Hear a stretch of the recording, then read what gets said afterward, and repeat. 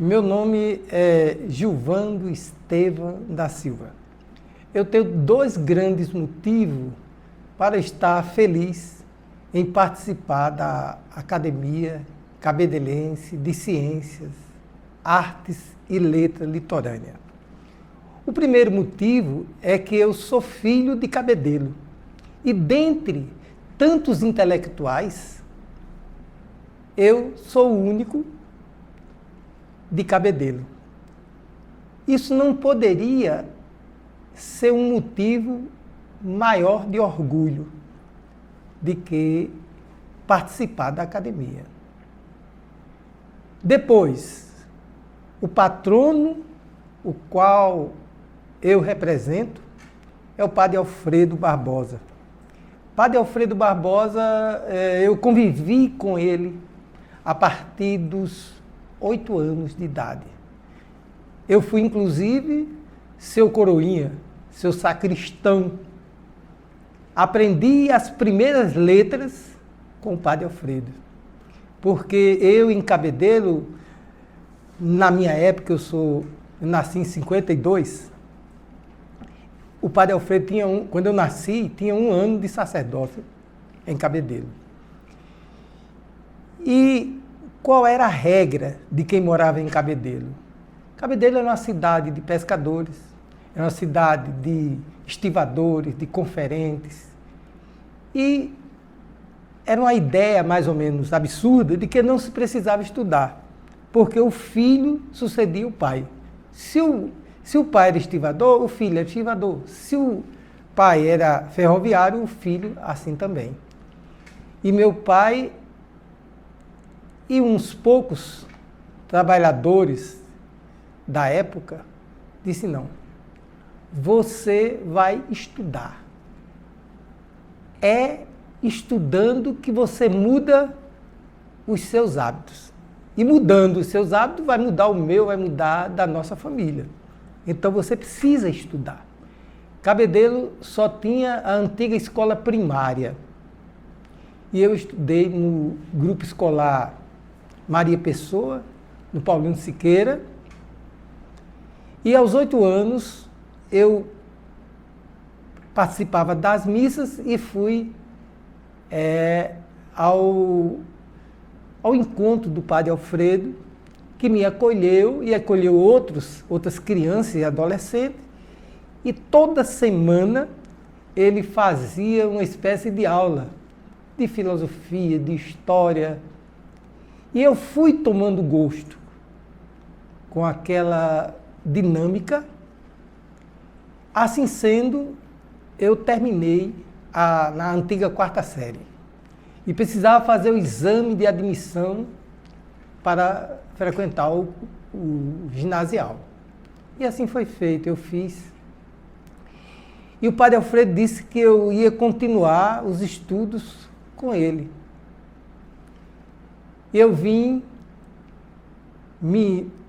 fiz posteriormente o vestibular para matemática, eu sou matemático inicialmente, e a primeira escola que eu ensinei foi o Ginásio Imaculada Conceição de Cabedelo. Então eu, enquanto estudante de matemática, eu vinha dar aula no ginásio. E como uma forma de retribuição, eu não cobrava por essas aulas. Eu vinha de João Pessoa 2 vezes por semana e dava as aulas como uma colaboração. E assim, depois do Ginásio Imaculada Conceição, eu comecei a ensinar em cursinho. Muito jovem, aos 16, 17 anos, comecei a ensinar em cursinhos. E tenho a grata satisfação de ter ensinado em todas as escolas de João Pessoa. Todas. Então eu formei durante 4 décadas a juventude de João Pessoa. Hoje eu tenho centenas de médicos, tem secretários de Estado, tem políticos, tem ministros que foram nossos alunos. E foi chegando a idade nessa dinâmica de ser professor, e eu estudava paralelamente, me lembrando das aulas do Padre Alfredo. Então, daí eu me tornei sociólogo, advogado, teólogo, né? onde eu me especializei em ciências das religiões. Depois, na ciência das religiões, eu resolvi investir no estudo da Índia, né? Então surgiu o meu primeiro trabalho com professores aqui da Universidade Federal e do México, né? Nós fizemos o trabalho da cultura indiana. E esse livro foi o meu primeiro trabalho como sociólogo. É um livro que fala sobre a cultura indiana. E eu consegui, no mestrado, né, eu trabalhei a influência da religião, ou das religiões, de um modo geral, na economia, onde eu trabalhei, no mestrado, a influência das religiões no Shopping Terceirão. O que influências seriam essas, né? Então, seria exatamente a influência das religiões, principalmente as religiões evangélicas, e eu tomei como base um estudo de Weber, né, que naquela época já mostrava a dinâmica do estudo nos evangélicos, né, com base na ética protestante, e eu fui exatamente pesquisar isso, saber como é que funciona esse trabalho, não é? E eu, nesse período, deixei o ensino da matemática e fui me dedicar ao direito, né? Onde eu já há mais de uma década eu sou professor de direito, eu sou professor de sociologia jurídica, sou professor de direitos humanos, sou professor de direito empresarial, no qual eu tenho vários trabalhos assim na área de direito.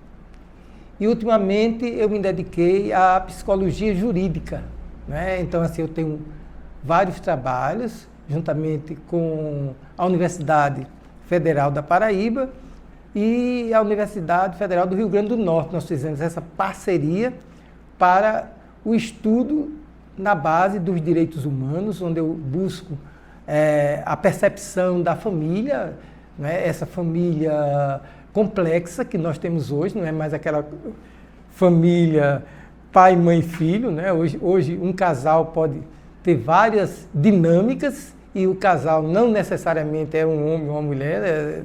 Então, é essa dinâmica que nós precisávamos no direito trazer, discutir com os alunos e mostrar, eu sempre procuro mostrar para os meus alunos que a família é a célula máster da sociedade. Nós não podemos estabelecer um direito direito positivo, né? Onde você esteja atrelado à lei. Nós precisamos estar atrelado à mente, nós precisamos estar atrelado a esse estudo. Então, eu tenho como romance, agora nós estamos pela Madre, editora Madre, né? Eu estou lançando agora o Retrato Reverso, que é um livro de romance onde ele trata a diferente comunicação, não é? Por exemplo, há 40 anos, como seria um relacionamento distante. E hoje, como é esse relacionamento, né? O que mudou? Então, eu faço isso em forma de romance. Então, vai sair pela editora Madre. E, assim, o tempo inteiro eu sou apaixonado por poesias, né? Então, eu fazia poesia, mas, assim, por brincadeiras. E, através de um amigo também, que é editor, também vai agora editar o livro Cotidiano, que é um livro de poesias também, né? E, além de estar aqui na academia, também, assim, produzindo, nós temos agora... dia 16, né, o lançamento, onde eu sou um dos co-autores né? Por que falar de amor? Eu falei muito de mim, agora preciso falar do meu patrono, que é o Padre Alfredo. Padre Alfredo, quando eu falo do Padre Alfredo, meus olhos chegam a lacrimejar. Porque foi uma pessoa que primeiro me ensinou. E ensinou a buscar. Ele sempre dizia, nunca deixe de buscar. Porque o Padre Alfredo, ele sempre nossos encontros, ele dizia, não é? Índio, diz que os gregos tinham ética, mas não tinham moral. Na modernidade, Kant vai mostrando que o homem tem moral, mas não tem ética. Então, essa dicotomia fazia com que o Padre Alfredo trouxesse essa ética e essa moral para comunidades que nunca tinham estudado. Eles seriam analfabetos, mas ele conseguia levar a sua mensagem. Um dos grandes feitos do Padre Alfredo foi que em 64, em plena Revolução, as pessoas tentando, nas pessoas que eu digo, todos sabem de que eu falo, tentando buscar nos padres, nos pastores, aqueles pseudos comunistas, e o Padre Alfredo, ele nunca foi levado a essa seara. Por quê? Porque toda a sua conversa era baseada na Bíblia. Então, todo o seu ensinamento era bíblico. Então, eu achava isso muito interessante, porque o Padre Alfredo, ele lutou pelos pobres, pelos marginalizados, pelas mulheres, que hoje é tão comum se falar na violência, mas o Padre Alfredo já buscava. Hoje nós temos o texto dos homens. Na época, ele reunia os homens para ensiná-los como tratar uma mulher.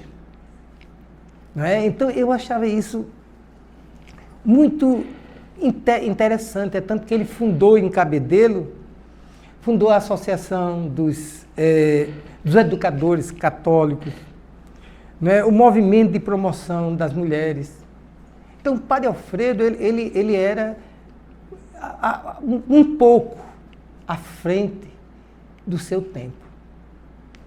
Eu cansei de sair aqui acompanhando, enquanto sacristão, acompanhando o Padre Alfredo, atravessando o rio São Joá, em direção à Costinha, à Lucena. De lá, às vezes, a gente pegava, tinha um jipe, às vezes não, de um lugar para outro não tinha jipe, ele ia num cavalo e eu no outro.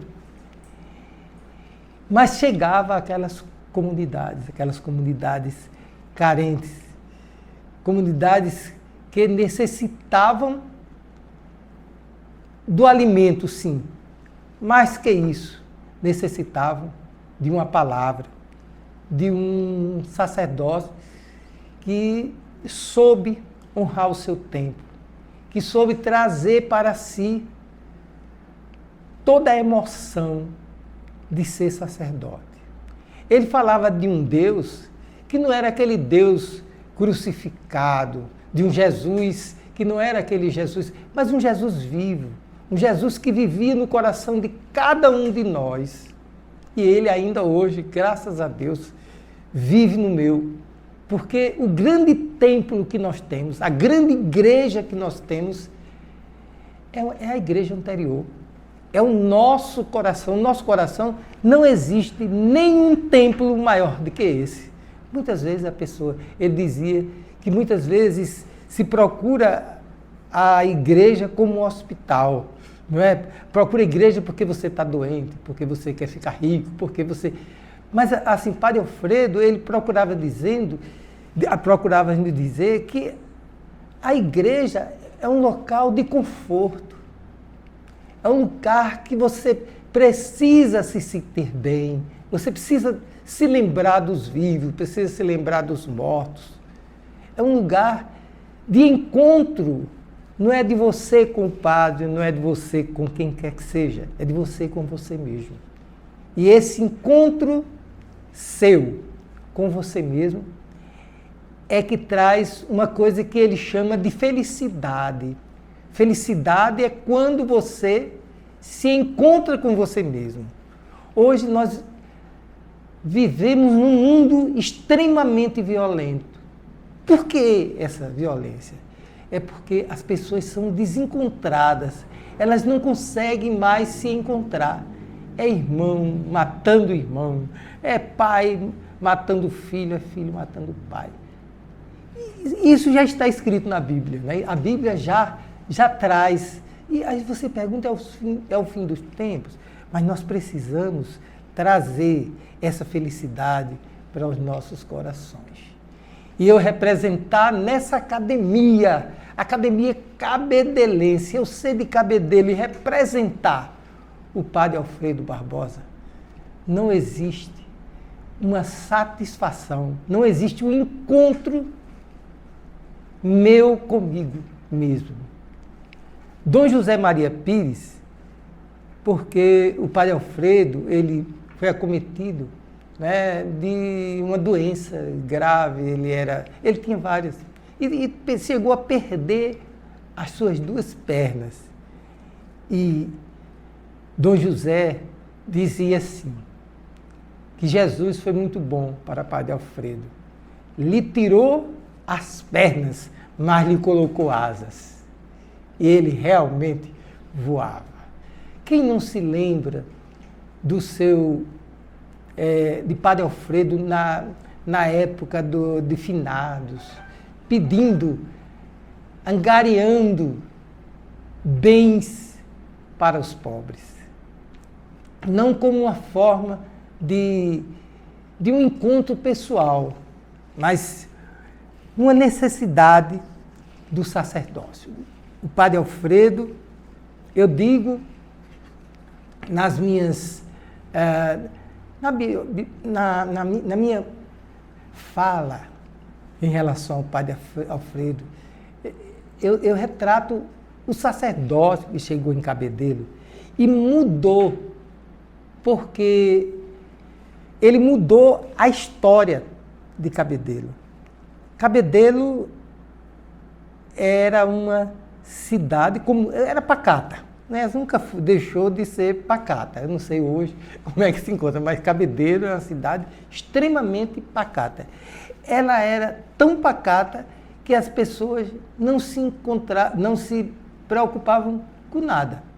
Cabedelo, as pessoas podiam, na época, na década de 50, sair, deixar as portas abertas, dormir com a janela, não tinha problema nenhum, porque era uma cidade extremamente pacata. E era pacata também na fé. As pessoas achavam, antes de Padre Alfredo, que também ele foi o primeiro pároco. Então, antes de Padre Alfredo, as pessoas achavam que ir à igreja era uma obrigação. Não precisava de absolutamente nada. E o Padre Alfredo, ele trazia uma característica da Igreja Católica, que era as suas missas em latim. Aí você vai dizer, o que é que entende as pessoas que muitos não sabiam ler, como é que iam acompanhar uma missa em latim? Mas aquele ritual, o Padre Alfredo, ele precisou daquele ritual para colocar no imaginário das pessoas a importância da religião, a importância da fé, a importância do seu encontro com um Deus vivo. Então, essa minha participação na Academia Cabedelense de Ciências, Artes, Letras, Litorânea, é motivo de muita alegria, é motivo de muita felicidade, é o encontro meu com a minha terra. E esse encontro ser através da academia